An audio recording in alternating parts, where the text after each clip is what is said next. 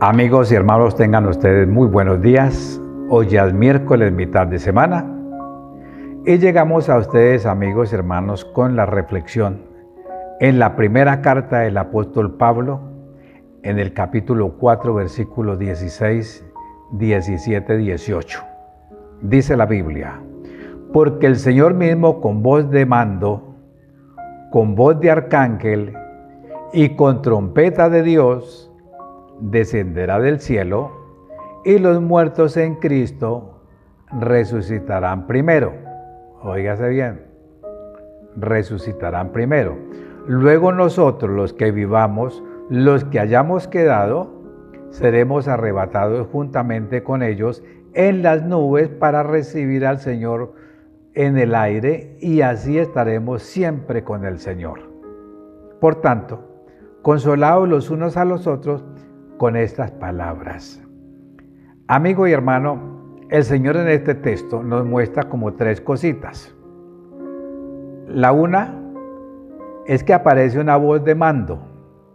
Esa voz de mando es dada a los arcángeles. Y los arcángeles tocan la trompeta de Dios. Cuando los ángeles toquen la trompeta de Dios, en ese momento, el Señor Jesucristo descenderá del cielo. Mientras Él desciende, los muertos son resucitados y los vivos serán transformados, seremos transformados. Es lo que nos presenta teológicamente el texto, ¿verdad?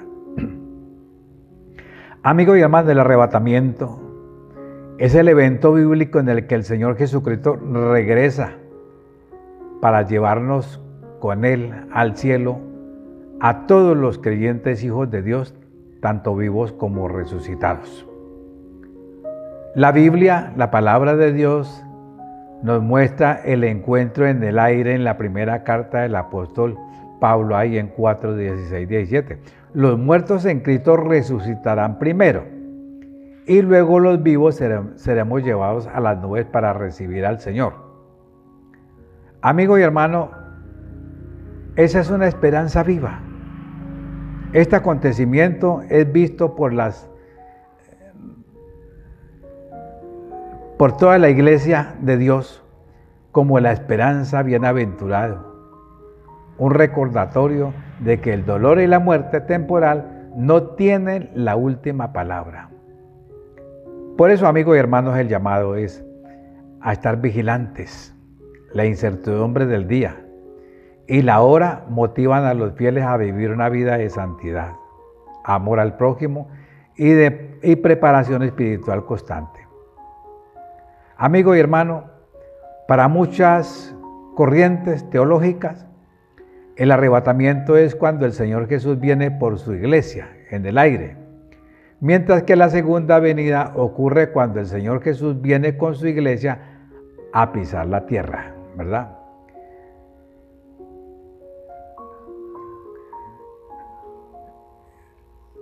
Amigos y hermanos, los creyentes recibimos las instrucciones de que tenemos que esperar de los cielos a su Hijo, no en la gran tribulación.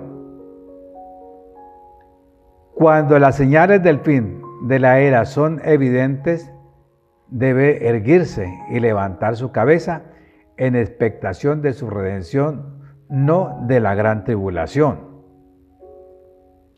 En la segunda, Pablo indica que ciertas cosas tienen que acontecer antes de que el día del Señor, que es parte de la gran tribulación, pudiera empezar.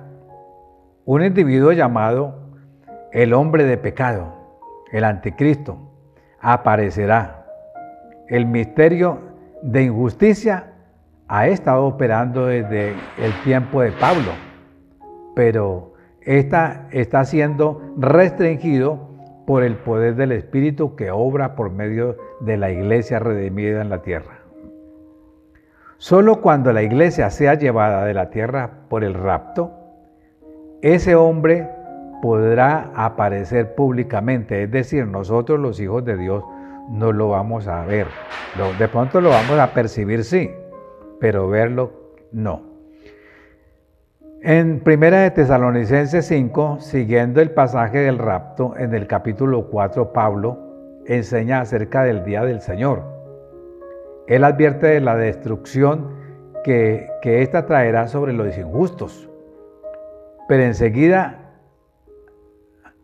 aseguró a los cristianos que los que son de Cristo no serán vencidos. Versículo 4. Todavía hablando del día del Señor, Pablo describe: porque no nos ha puesto Dios para ira, sino para alcanzar salvación por medio de nuestro Señor Jesucristo. Versículo 9, parece claro que él está indicando aquí la liberación de los creyentes, de los hijos de Dios, de los juicios del día del Señor, incluida la gran tribulación. Amigos y hermanos, en el Nuevo Testamento, nosotros los hijos de Dios son repetidamente exhortados a velar en vista de la venida del Señor. Nunca nos enseñaron velar por la gran tribulación ni por la llegada del anticristo. Esperar que tales cosas tengan que suceder antes del rapto destruye el sentido de inminencia que respecto a la segunda venida de Cristo aparece en todo el Nuevo Testamento. Nosotros, los hijos de Dios, recibiremos las instrucciones de que tenemos que esperar de los cielos a su Hijo, no la gran tribulación. 1 de Tesalonicenses 1:10. Cuando las señales del fin de la era son evidentes, debemos seguirnos y levantar nuestras cabezas en expectación de su redención, no de la gran tribulación. Amigos y hermanos, las señales de la venida del Señor se manifestarán antes de su llegada pública, pero no tienen que ser cumplidas antes del rapto. Cualquier enseñanza, amigo y hermano, que ciertos hechos tienen que acontecer antes del rapto, no está en armonía con la doctrina de eminencia. En consecuentes con los tratos de Dios con su pueblo en el Antiguo Testamento, amigos y hermanos, creer que la iglesia será llevada del mundo antes de la gran tribulación, Dios no mandó el diluvio antes que Noé y su familia, ¿verdad? Estuvieron seguros dentro del arca.